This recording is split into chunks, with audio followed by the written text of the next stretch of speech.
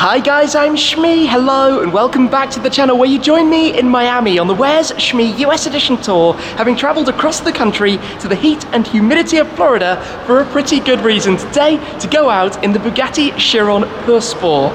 Now here at Bugatti Miami, we have the Chiron Sport in the exposed blue carbon and one of the 60 Chiron Pur Sports, which is actually the exact same car that I experienced in anger on track at Bilsterberg in Germany about half a year ago, reunited with it here, and I think only the second car that I'll ever have driven on two different continents when we head out in it here in Miami later. So we'll take a quick look around the car, go through all of the details before getting that W16 fired up to take it on out for a drive to experience the Chiron Pur Sport here in Miami.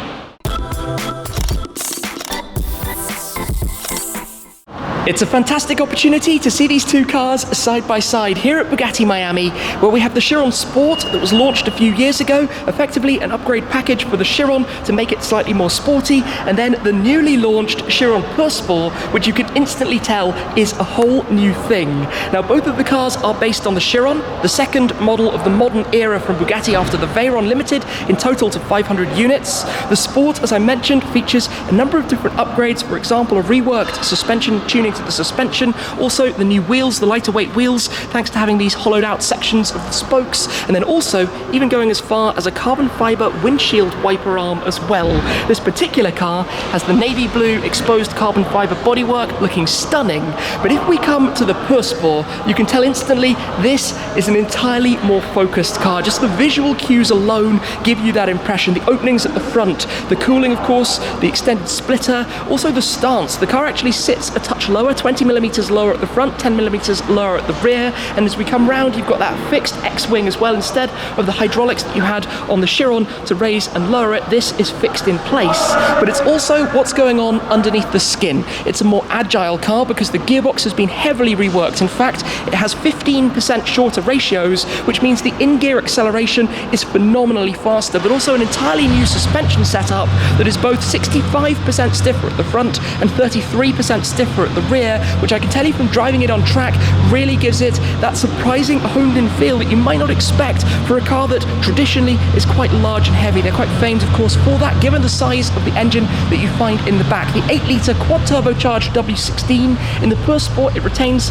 effectively the same power, 1500 horsepower and 1600 newton meters. The top speed is slightly reduced though in the Pur Sport as a result of the gearing of the gearbox to a mere, if we can call it, 350 kilometers an hour, 217 miles per hour, which is of course faster than you would be able to go on most tracks around the world. If we come through though to take a quick look at the interior of this car, in here lighter weight materials as well. For example, a lighter weight Alcantara used in different places. We have the exposed carbon as well for the door cards, and they've also introduced a new Sport Plus driving mode. So you've got the selector for the driving modes here, where you've got the lift, EB, autobahn and track, but now with the traction you can put it into Sport Plus, where previously you could only have it off or fully on, but Sport Plus just giving slightly more ability to control exactly what the car is doing while still looking incredible in here. That illuminated central C in the center of the C for Chiron, the red stitching that we have, the cross stitching around the seats. But I think we're going to need to take this car out to go get a feel for what it's like driving the Chiron Pur Sport here in Miami. Here we are then. I'm joined today by Jamie Morrow, official Bugatti driver. How you doing? Good, thank you. So, let's get it started. Let's get the aircon running.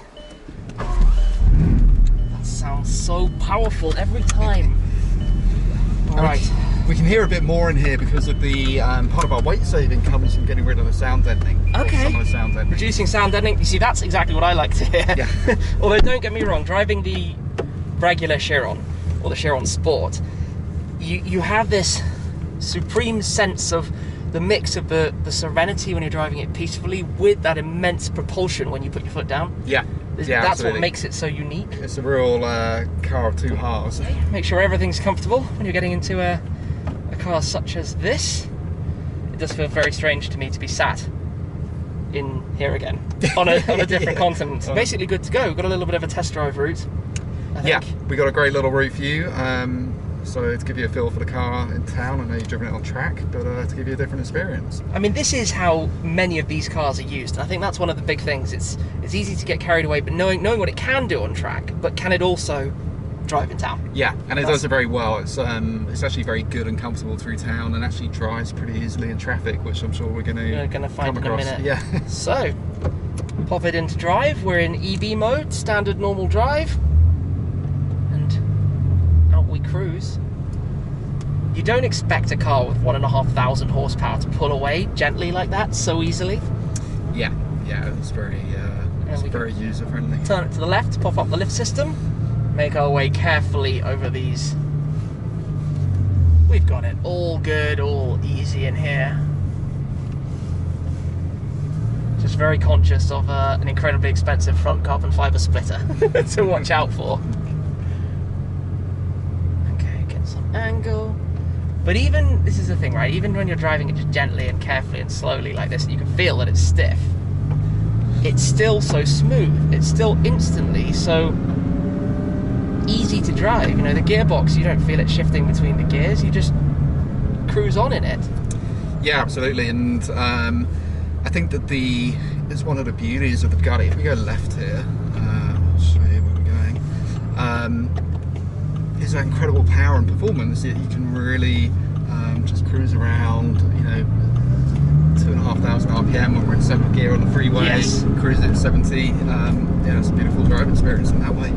Because obviously for this car, it has a higher rev limit than the Chiron. That went up 200 RPM. Correct. But it hasn't, I don't think, instantly taken away much from the gentle driving experience. I think you can on these very, very rough roads, to be fair to it, feel that it's a touch firmer than the regular Chiron. But it's still easy to drive. Yeah. You'll instantly just jump in and go. Yeah, I think at a very low in-traffic speed, it feels pretty identical to the Chiron. Certainly when you start to kind of get a bit more involved and get on a twisty road, etc., that's where the benefits, particularly with the camber, you can really feel it being more eager to turn into corners, a bit more playful. Because it has a little bit more of a race-focused camber setup on the wheels, doesn't it? Yeah, correct. Because we have our lower top speed, we can be more aggressive with the camber on the car without having to worry about tyre temperature at very high speed, like we do the regular Chiron. So we can make it, a little bit more eager to turn in, a little bit more playful at the back. And that's why you get this slightly more sprightly feel. Certainly when you're hauling on a track. I couldn't believe how capable this car was. And then you get that effortless pull with absolutely no sensation of how fast you're going, because it's just not dramatic. The engine is so low in the revs. Yeah, it's that torque. The torque is just incredible. 1,080 pound-feet of torque, 2,000 RPM. It's insane. Yeah, right from the bottom end of the rev range. There's nothing like this, and you instantly, I felt this when I got into my friend Chiron recently, there's nothing like this in terms of you can get in this car and you can just drive it. Not meant in any negative way. It's not that it's boring, it's that it's so easy and familiar. Yeah, and I kind of like the simplicity to it all. It's literally get in, turn the key, or press the button, and you wait. There aren't too many different controls for the car. There's a chassis setting and a gearbox setting, and that's it. You're away. Off you go. And I do notice that comparing Chiron to Chiron Sport, even in drive without putting the gearbox into the sport setting, which you can do and it drops more, it holds the gears a touch longer. Yeah, it's clearly reworked, holds them a touch further through the revs, as well as the fact that obviously the ratios are shorter, which means that you just feel more of that in gear acceleration and pull out of it. I mean, if I just use these shift paddles, it's got the nice hollowed paddles as well. Hear a touch more from the exhaust.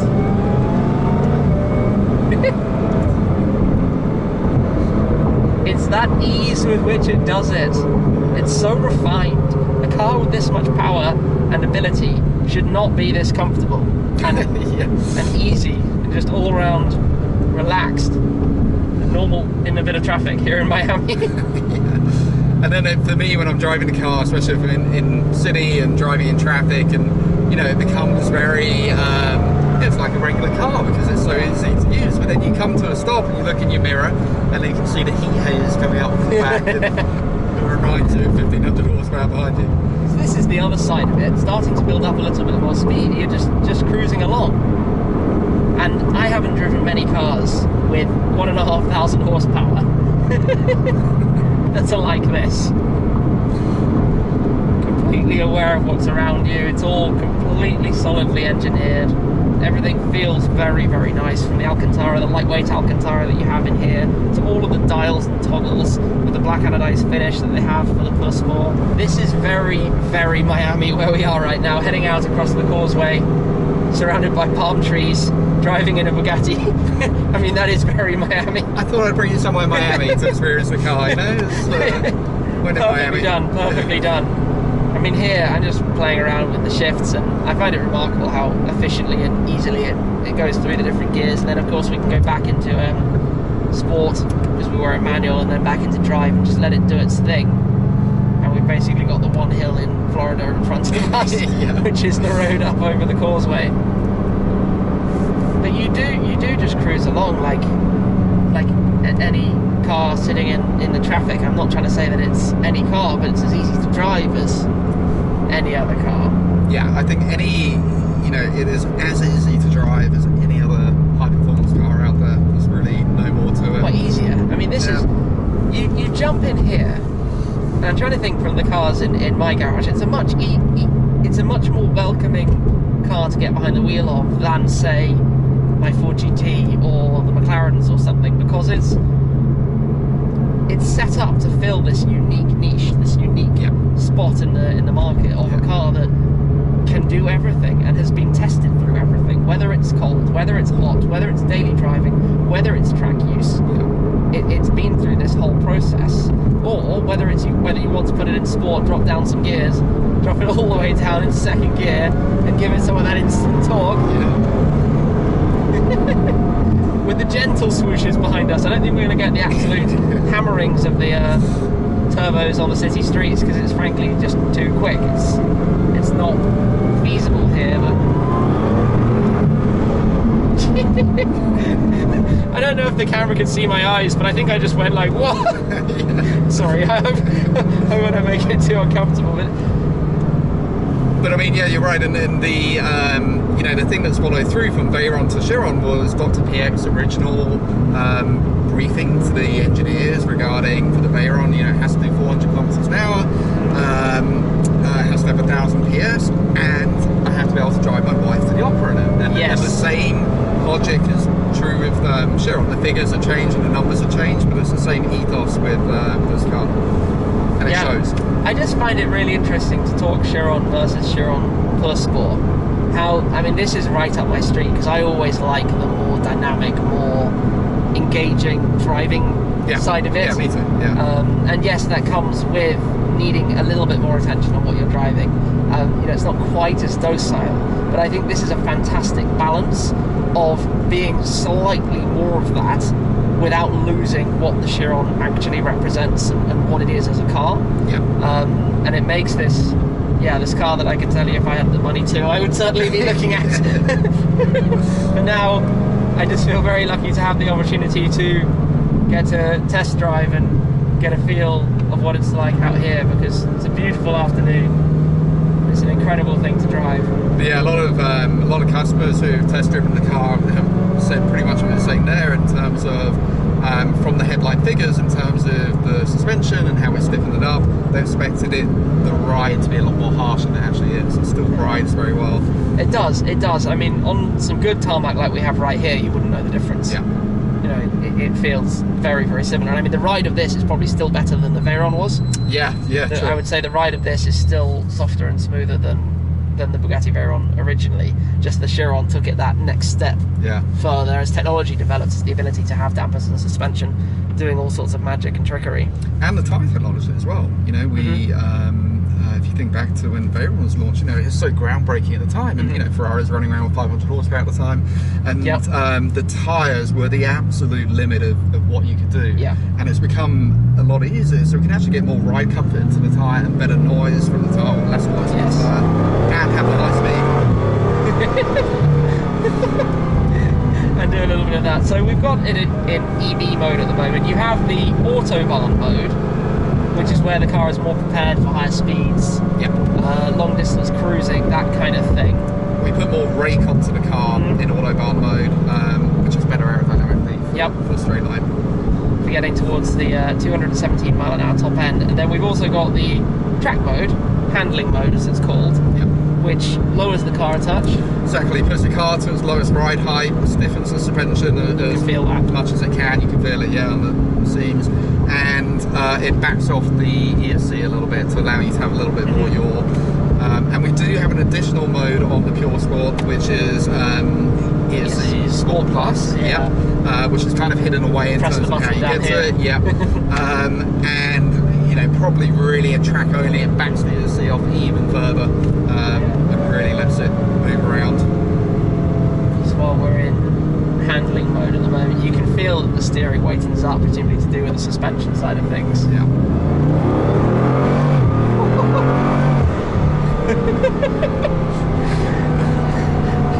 The turbos just, when it gets to them, it's just off you go. If that doesn't put a smile on somebody's face, I don't know what would. It's the feeling of roller coaster. You feel almost like you're not in control of it. Yeah. And it's not, you know, if you're in a really powerful rear wheel drive sports car, supercar, you put your foot down and it starts lighting up the rear wheels and you don't have the traction and you're kind of grabbing at the steering wheel or whatever's going on. In here, you just put your foot down and off you go. Yeah, I mean, in terms of mechanical grip, it is, you know, incredible. You have so much mechanical grip, and you know, part of that is we have a lot of rear bias on the weight here with the drivetrain, with the engine in the back. It's a little bit like a 911, you know, you have that kind of traction off the line, plus obviously the all-wheel drive. And then on the Pure Sport, we now run the Cup Sport to R, so a little bit softer compound as well, which obviously aids the traction. That's about all I dare do. it picks up so astonishingly quickly. I mean, the in-gear pull is one of the biggest changes for this car. In just the sense of if you're in third gear or something like that, or even now in fourth gear, you just have so much torque. It just flies, and it feels so much quicker. It doesn't feel even just like a little bit quicker. It feels seriously quicker. Well, actually, in top gear, in seventh gear, between 50 and 70 miles an hour, we've actually almost halved the 50 to 70 time just from the lower ratio gearbox. So, and I mean, half isn't a little, half is. That's a significantly it's dramatic about change. 2.3 seconds quicker. Wow. But yeah, you know, when you were saying about the pull out when we turned around back there, and with the power delivery, you can feel when we get to 3700 RPM and we bring in the additional 2 turbos, you get that kind of second wind. Yes. And the full 1500 horsepower. You completely feel that. Yeah. You completely feel that second wind, as you put it, of power. Yeah. And obviously, when you get to the red line and shift up, you're basically in that range, ready to go again with this setup. Yeah. I mean, this is really cool. It feels quite exciting to me to be reunited with the same car again. To be what driving a great story, the same car, and I think the only other car that I've ever driven on 2 continents, amusingly including Germany and in Miami as well, amongst others, is my Ford GT when I flew that over. But you know, these are not locations that are close to one another, and this car's been doing a bit of a tour around the country, I think. It has, yeah. So you're lucky actually you caught it in Miami. We've been all over doing mainly customer first drives for people who have put a deposit down or who are Chiron owners, and some media activity. I probably would have been very close to you when I was in Los Angeles. Here we are back in Florida. I've flown back over from California back to Florida to join you today, and what an afternoon! What an amazing thing to be able to experience and just cruise along in. And I think this also tells another point: the fact that we're just sitting here having a casual conversation.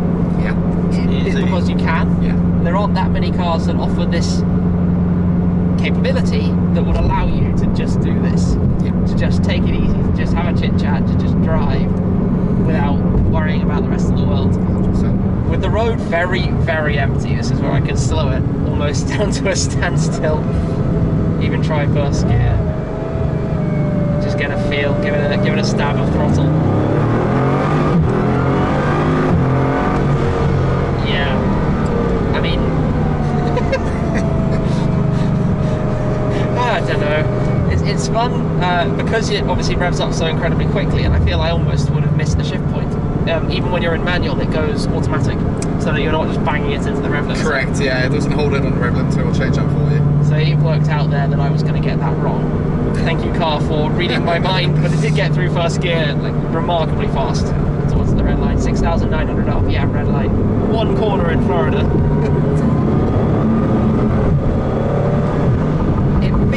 very, very alive. It just feels much more alive than the Chiron. Yeah, it's much more direct. You can feel it there going through the corner, how it's flat but direct on the steering. Yeah. It is very different. And the change... Sorry, go on. No, I was just going to say much more feedback. Yeah.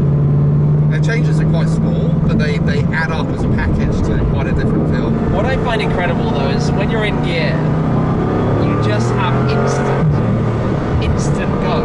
There's no kind of hesitation, there's no waiting for turbos, because the torque is just there. It just it's the torque. gives it to you immediately. And we're still in track mode. We can turn it back into EB and things will soften and calm up that extra touch and go back into drive as well.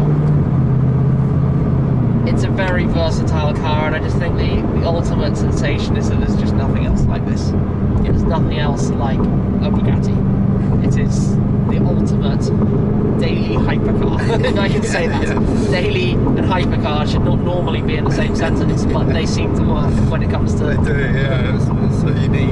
To this, and for me, the additional emotion and engagement that comes with the Pur Sport is that icing on the cake. It's that extra piece of perfection.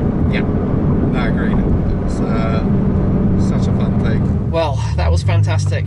Press to park, and I guess switch it off. Absolutely. Thank you very much. Perfect. Really Pleasure. enjoyed that. Thank you. I'm glad you got to drive it again. Honestly, that was incredible. An outing in the Bugatti Chiron Pur Sport. The name literally translating from French to pure sport. One of only 60 in total that Bugatti will make, and a car that has been awesome to experience here in the Miami sunshine today. It's 50 kilos lighter, as I said, compared to the original Bugatti Chiron, thanks in part to the wheels. This car doesn't have the optional wheels with the carbon aero blades that you can get, but 16 kilos lighter than the standard. Even 2 kilos saved by some new technologies in the braking mechanism, 10 kilos by not having the hydraulic wing at the rear, instead this X-wing that we didn't take too much of a look at earlier, but with the distinct X design that you can see through it, and also the diffuser down here that's lifted up, pulled back with the exhaust tailpipes in the center, but of course all of the different fins and aero profile pieces that you have back here, as well as this strip tail light that runs the full width across the back, where here we have the exposed carbon sections surrounding the top of the engine back there, the contrast against the grey paintwork, and also that stripe that continues down towards the front, towards the signature horseshoe grille that you have worn proud at the very front with the 16, representing that W16 engine that the car has too, but also more details with the air management. For example, the curtains directing the air around, the intakes just here inside the front headlights, which are actually going down towards the brakes to cool the brakes themselves, the louvres here over the arches for reducing the swelling air that you have building up, of course, as the car is driving at speed. It just looks so aggressive, so menacing when compared to the normally quite menacing Bugatti Chiron. You can just see how they've gone from the Chiron and the Chiron Sport into the Pur Sport and the direction that this is heading. Of course, the lineup also includes the Super Sport, the 300 Plus, the car that's achieved the 300 mile per hour top speed, a totally different approach to this car, which is more for the track as opposed to the straight line, hence the reduced top speed. But that extra involvement that you get thanks to the shorter ratios on the gearbox is what this is all about to me. And to be honest, if I was going for a Bugatti Chiron, it would be one of these. The Pur Sport feels awesome to be at the wheel of. It's such a brilliant car to drive, such a great mix of smooth, subtle, comfortable, enjoyable, but also dynamic and immensely powerful when you put your foot down as well. Today though, to have driven this out here in Miami with Bugatti Miami, a huge thanks to Jamie for joining me, a huge thanks to Bugatti for the opportunity, a crazy one as well, having now driven this car on 2 different continents. That's it for now though, thank you very much for watching. As always guys, I appreciate your support an awful lot, and I'll see you again very soon. Cheers!